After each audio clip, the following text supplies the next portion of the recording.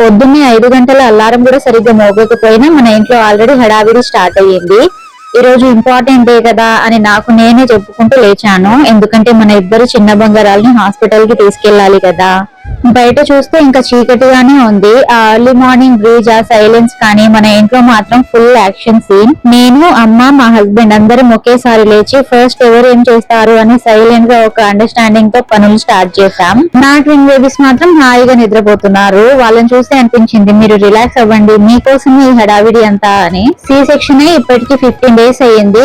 ఇప్పుడు నేను కొంచెం స్ట్రాంగ్ అవుతున్నాను. చిన్న చిన్న పనులు నేనే చేసుకుంటున్నాను.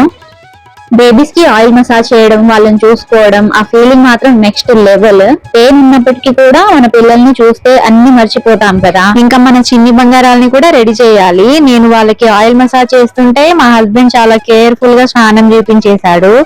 ఆ మూమెంట్ చూస్తే నాకు అనిపించింది, ఇద్దరం కలిసి వాళ్ళని ఇలా చూసుకుంటున్నామంటే ఇది మన లైఫ్ లో బెస్ట్ ఫేజ్ అని. ఇంకా నేను వాళ్ళని క్లీన్ గా డ్రెస్ చేయించి ఫీడింగ్ కూడా ఇచ్చేసాను. వాళ్ళు హాయిగా రిలాక్స్ అవుతుంటే చూస్తూ ఉంటే ఆ టైం కూడా ఎలా అయిపోయిందో తెలీదు. మా అమ్మ, మా హస్బెండ్ కిచెన్ లో ఫుల్ బిజీ. ఫాస్ట్ గా కంప్లీట్ చేయాలి, లేట్ అయితే హాస్పిటల్లో వెయిట్ చేయాల్సి వస్తుంది అని స్పీడ్ గా వంట చేస్తున్నారు. ఆ స్పీడ్ చూస్తే నాకు అనిపించింది, మాస్టర్ చెఫ్ కాంపిటీషన్ లో ఉన్నారా ఏంటి అని. అంత ఉరుకులు పరుగులు చేస్తారు కానీ వంట మాత్రం లేట్ అవుతుంది. చూస్తుండగానే వెలుగు పడిపోయింది. మా అమ్మ అంట్లు తోమేస్తుంది. ఇంకా ఏం మిగిలింది అని చెక్ చేసుకుంటుంది. ఇంకా మా సోనుగాడు యూజువల్లీ 8 కాదు 9 వరకు కూడా లేవడు. కానీ ఈ రోజు మాత్రం మన హడావిడికి చూసి నేను కూడా పార్ట్ అవ్వాలి అని అనుకున్నాడో ఏమో, లేచి అటు ఇటు తిరుగుతున్నాడు. ఎవరు ఎక్కడికి వెళ్లారు అని ఫుల్ ఇన్వెస్టిగేషన్ మోడ్ లో ఉన్నాడు. మా నాన్నమ్మ ఆల్రెడీ లేచి గోరు చిక్కుడు కట్ చేస్తుంది. ఆ డిసిప్లిన్ అంటే next level.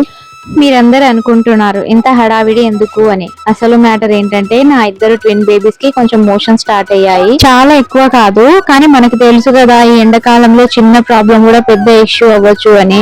Especially new born babies కాబట్టి డిహైడ్రేషన్ అయిపోతారేమో అని భయం ఎక్కువ. అందుకే సేఫ్ సైడ్ బెటర్ అని ఆలోచించి హాస్పిటల్ కి పంపించడానికి డిసైడ్ అయ్యాను. లోపల స్టవ్ మీద కర్రీ అవుతుంది, బయట కట్టెల పొయ్యి మీద రైస్ పెట్టేశారు. ఆ కట్టెల పొయ్యి స్మోక్, ఆ స్మెల్, హానెస్ట్ చెప్పాలి అంటే ఆ విలేజ్ వైపు కి మ్యాచ్ అయ్యే లగ్జరీ ఏమి ఉండదు. మా నాన్న మాత్రం ఇంకా స్వీట్ డ్రీమ్స్ లో ఉన్నారు. మన ఇంట్లో ఎంత హడావిడి ఉన్నా కూడా మా నాన్నకి డిస్టర్బ్ అవ్వదు అనుకుంటా. మా హస్బెండ్ కి అయితే ఇలా కట్టెల పొయ్యి మీద వంట చేయడం అయితే చాలా ఇష్టం. రోజు కిచెన్ లో చేసి చేసి బోర్ కొట్టేస్తుంది. ఇలా ఒక్కసారి బయట కట్టెల పొయ్యి మీద చేస్తే ఎంత హ్యాపీగా అనిపిస్తుందో.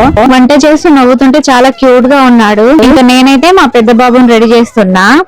రా బాబు బ్రష్ చేద్దామంటే స్లోగా వస్తాడు. స్నానం చేయించి డ్రెస్ వేసి అందరికంటే ముందు వాడిని రెడీ చేసా. ఎందుకంటే వాడిని కూడా హాస్పిటల్ కి పంపాలి. నా ఇద్దరు చిన్న బంగారాల కంటే వీడి పనులే నాకు ఎక్కువైపోయాయి. ఏది ఫాస్ట్ గా చేయడు. సో ఇలా అందరం కలిసి పనులు చేసుకుంటుంటే నాకు ఒకటి అనిపించింది, సి సెక్షన్ తర్వాత స్లోగా మన పనులు మనం చేసుకోవడం, మన ఫ్యామిలీ సపోర్ట్ తో ముందుకు రావడం, ఆ హ్యాపీనెస్ మాత్రం చాలా స్పెషల్. పెయిన్ ఉంటుంది, టైర్డ్నెస్ ఉంటుంది, కానీ ఇలా అందరం కలిసి ఒక గోల్ కోసం రెడీ అవ్వడం, ఆ స్మాల్ స్మాల్ మూమెంట్స్ ని లైఫ్ లో బిగ్గెస్ట్ హ్యాపీనెస్ గా ఫీల్ అవుతాయి. సి సెక్షన్ తర్వాత బాడీకి రెస్ట్ చాలా అవసరం అని అందరికీ తెలుసు, కానీ ఇంట్లో రెస్పాన్సిబిలిటీస్ మాత్రం ఆగవు కదా. నాకు కూడా అలానే అనిపించింది. స్టిచెస్ పెయిన్ ఉన్నా, నడుస్తున్నా, ప్రతి స్టెప్ లో నొప్పి ఉన్నా మెల్లగా లేచి చిన్న చిన్న పనులు స్టార్ట్ చేశాను. మార్నింగ్ లేచాక ముందు బేబీస్ ని చూసుకోవాలి, వాళ్ళకి టైం కి మిల్క్ ఇవ్వాలి, డైపర్స్ మార్చాలి, వాళ్ళని నిద్రపుచ్చాలి. ఇవన్నీ చేస్తుంటే టైం ఎలా పోతుందో తెలియదు. ఆ పెయిన్ మధ్యలో కూడా పిల్లలు బాగున్నారా అనే ఆలోచనే ఎక్కువగా ఉంటుంది, కానీ నా బాడీకి రెస్ట్ కావాలి అని అనుకునే ఛాన్స్ కూడా దొరకదు. కిచెన్ లో ఎక్కువసేపు నిలబడలేకపోయినా కొంచెం కొంచెంగా పనులు చేస్తున్నా. ఒక రోజు టీ చేయడం, ఇంకో రోజు రైస్ పెట్టడం, ఇలా బాడీకి ఎంత వీలుంటుందో అంత మాత్రమే చేసుకుంటున్నా. ఎందుకంటే స్టిచెస్ పెయిన్ తో ఒకేసారి ఎక్కువ పని చేస్తే ఇంకా ఇబ్బంది అవుతుంది. చాలా మంది డెలివరీ అయిపోయింది కదా నార్మల్ అయిపోతుంది అని అనుకుంటారు, కానీ సి సెక్షన్ రికవరీ అంత ఈజీ కాదు.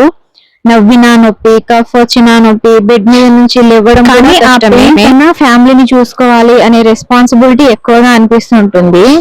మా పెద్ద బాబు ఎలా రెడీ అయ్యాడో చూడండి, ఏదో టెంపుల్ కి వెళ్తున్నట్టు ఫుల్ నీట్ గా డ్రెస్ వేసుకొని. కానీ వెళ్ళేది మాత్రం హాస్పిటల్ కి. చూస్తే నవ్వు వస్తుంది, కానీ నాకు లోపల కొంచెం ఎమోషన్ కూడా అనిపిస్తుంది. వాడు నార్మల్ గా ఎప్పుడు సరిగ్గా తినడు, తిండి విషయంలో చాలా సతాయిస్తాడు. ఈ మధ్య చాలా వీక్ అయిపోయాడు, సరిగ్గా తినట్లేదు. తిన్నావా అంటే వద్దమ్మా అని ఎస్కేప్ అయిపోతాడు. అలా చూస్తుంటే నాకు ఇంకా వరి పెరిగిపోయింది. అందుకే ఒకసారి డాక్టర్ దగ్గర చెక్ చేయించడం బెటర్ అని ఆ ముగ్గురిని ఒకేసారి అయితే పంపిస్తున్నాను. ఒక పక్కన ఇద్దరు చిన్న బేబీస్, ఇంకో పక్కన నా పెద్ద బాబు, ముగ్గురు కూడా హాస్పిటల్ కి వెళ్తుంటే నా హార్ట్ మాత్రం వాళ్ళతో పాటు వెళ్ళిపోయింది అనిపించింది. అందరూ రెడీ అయి వెళ్ళిపోతుంటే నేను మాత్రం ఇంట్లోనే నిలిచిపోయాను. ఎందుకంటే నా సి సెక్షన్ స్టిచెస్ ఇంకా ప్రాపర్ గా హీల్ అవ్వలేదు. డాక్టర్ కూడా చెప్పారు ఇంకా కొన్ని రోజులు జాగ్రత్తగా ఉండాలి, ఎక్కువ తిరగకండి అని. వాళ్ళతో పాటు వెళ్ళాలని చాలా అనిపించింది, నా బేబీస్ ని నేనే చూసుకోవాలి అని, హాస్పిటల్ కి నేనే వెళ్ళాలి అని. కానీ సిచ్యువేషన్ అలా ఉంది, బాడీ సపోర్ట్ చేయలేదు. అందుకే హార్ట్ హెవీగా ఉన్నా కూడా ఇంట్లోనే ఉండిపోయాను. ఇంకా ఫైనల్ గా అందరూ రెడీ, అమ్మ, నాన్న, మా హస్బెండ్, మన ముగ్గురు పిల్లలు అందరూ కలిసి ఒక చిన్న జర్నీకి స్టార్ట్ అయ్యారు. విలేజ్ నుండి హాస్పిటల్ కి చాలా దూరం కాబట్టి ముందే ఆటో మాట్లాడుకున్నాం. ఆటో వచ్చాక అందరిని జాగ్రత్తగా కూర్చోబెట్టి పంపించాను. నా హార్ట్ మాత్రం వాళ్ళతో పాటు వెళ్తుంది అనిపించింది. నేను మాత్రం మా నాన్నమ్మతో పాటు ఇంట్లోనే ఉండిపోయాను. ఈ ఎండలో ఎప్పుడు రీచ్ అవుతారో, ఎప్పుడు డాక్టర్ ని కలుస్తారో అని ఒక్క సెకండ్ కూడా కామ్ గా ఉండలేకపోయా. ప్రతి 15-20 నిమిషాలకు ఒక ఫోన్ కాల్, ఏమైంది, డాక్టర్ ఏమన్నారు, బేబీస్ ఎలా ఉన్నారు అని అడుగుతూనే ఉన్నా. అలా వెయిట్ చేస్తూ ఉన్న ఆ టైం మాత్రం చాలా స్లోగా నడిచింది. క్లాక్ కూడా నాతో ఆడుకుంటుంది అని. మా పెద్ద బాబు తిండి విషయంలో బాగా సతాయిస్తాడు అని చెప్పాను కదా, కానీ హాస్పిటల్ కి వెళ్తే మాత్రం ఫుల్ రివర్స్. మెడికేషన్స్ విషయంలో మాత్రం వాడే సెల్ఫ్ గా తీసుకుంటాడు. అమ్మ నేను తీసుకుంటున్నా అని చెప్పడం, ఆ రెస్పాన్సిబిలిటీ చూస్తే నాకు చాలా నచ్చేస్తుంది. వాడిలో ఆ హ్యాబిట్ మాత్రం నాకు చాలా ఇష్టం. చిన్న వయసులోనే అలా అలవాటు అయితే ఫ్యూచర్ లో ఎంత బాగా ఉంటాడో కదా అని. అలా నా ముగ్గురు పిల్లలు వదిలి వెళ్ళిపోతుంటే మదర్ గా నా ఫీలింగ్ ఏంటంటే, మన పిల్లలు మన ముందు లేకుండా బయట ఉంటే ఎంత స్ట్రాంగ్ గా ఉండాలి అని అనుకున్నా, లోపల మాత్రం చిన్న పిల్లలమే అయిపోతాం.